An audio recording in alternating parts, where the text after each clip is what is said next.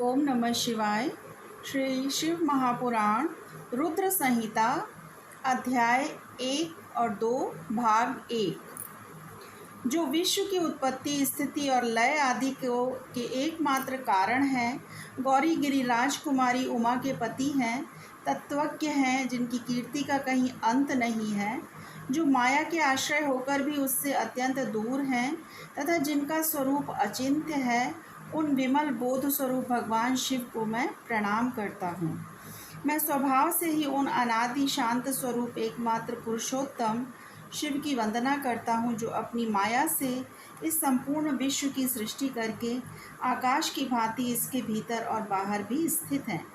जैसे लोहा चुंबक से आकृष्ट होकर उसके पास ही लटका रहता है, उसी प्रकार ये सारा जगत सदा सब ओर जिसके आसपास ही भ्रमण करते हैं, जिन्होंने अपने से ही इस प्रपंच को रचने की विधि बताई थी, जो सबके भीतर अंतर्यामी रूप से विराजमान है तथा जिनका अपना स्वरूप अत्यंत गूढ़ है, उन भगवान शिव की मैं सादर वंदना करता हूँ।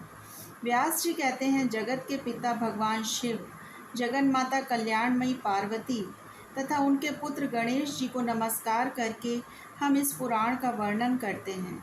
एक समय की बात है, नैमिषारण्य में निवास करने वाले शौनक आदि सभी मुनियों ने उत्तम भक्ति भाव के साथ सूत जी से पूछा। ऋषि बोले, महाभाग सूत जी, विद्येश्वर संहिता की जो साध्य साधन खंड नाम वाली शुभ एवं उत्तम कथा है, उसे हम लोगों ने सुन लिया। उसका आदि भाग बहुत ही रमणीय है तथा वह शिव भक्तों पर भगवान शिव का वात्सल्य स्नेह प्रकट करने वाली है। विद्वान, अब आप भगवान शिव के परम उत्तम स्वरूप का वर्णन कीजिए, साथ ही शिव और पार्वती के दिव्य चरित्रों का पूर्ण रूप से श्रवण कराइए। हम पूछते हैं, निर्गुण महेश्वर लोक में सगुण रूप कैसे धारण करते हैं? हम सब लोग विचार करने पर भी शिव के तत्व को नहीं समझ पाते। सृष्टि के पहले भगवान शिव किस प्रकार अपने स्वरूप से स्थित होते हैं, फिर सृष्टि के मध्यकाल में वे भगवान किस तरह क्रीड़ा करते हुए सम्यक व्यवहार बर्ताव करते हैं, और सृष्टि कल्प का अंत होने पर वे महेश्वर देव किस रूप में स्थित रहते हैं। लोक कल्याणकारी शंकर कैसे प्रसन्न होते हैं और प्रसन्न हुए महेश्वर अपने भक्तों तथा दूसरों को कौन सा उत्तम फल प्रदान करते हैं, यह सब हमसे कहिए। हमने सुना है कि भगवान शिव शीघ्र प्रसन्न हो जाते हैं। वे महान दयालु हैं, इसलिए अपने भक्तों का कष्ट नहीं देख सकते। ब्रह्मा, विष्णु और महेश, ये तीन देवता शिव के ही अंग से उत्पन्न हुए हैं। उनके प्राकट्य की कथा तथा उनके विशेष चरित्रों का वर्णन कीजिए। प्रभु, आप उमा के आविर्भाव और विवाह की भी कथा कहिए, विशेषतः उनके गृहस्थाश्रम का और अन्य लीलाओं का भी वर्णन कीजिए। निष्पाप सूत जी, हमारे प्रश्न के उत्तर में आपको ये सब तथा दूसरी बातें भी अवश्य कहनी चाहिए। सूत जी ने कहा, मुनीश्वरों, आप लोगों ने बड़ी उत्तम बात पूछी है। भगवान सदाशिव की कथा में आप लोगों की जो आंतरिक निष्ठा हुई है, इसके लिए आप धन्यवाद के पात्र हैं।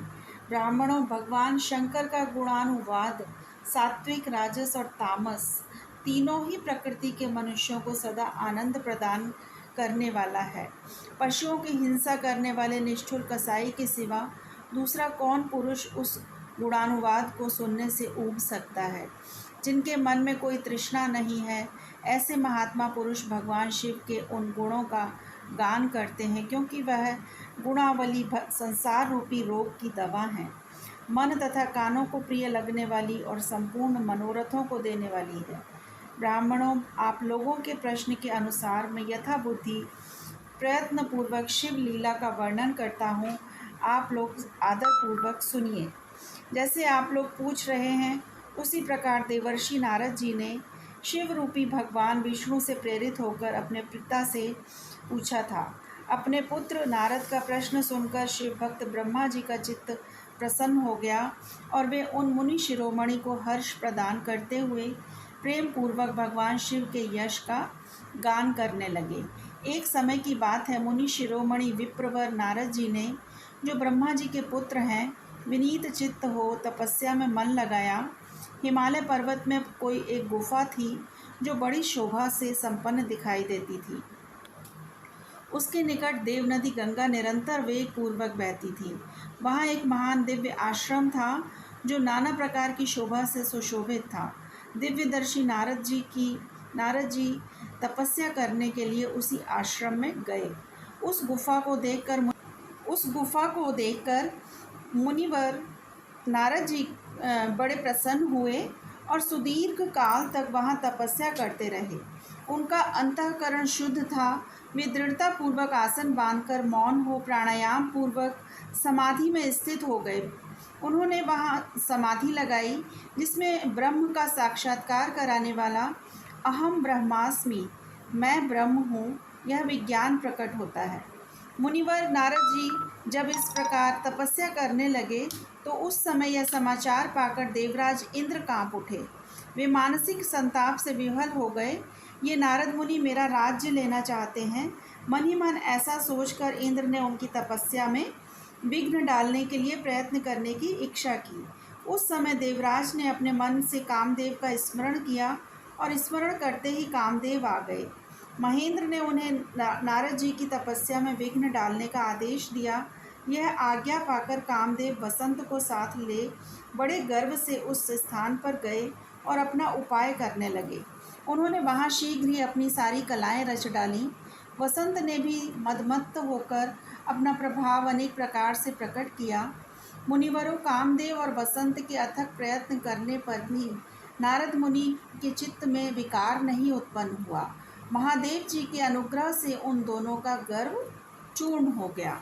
ओम नमः शिवाय। शिवजी सदा सहाय।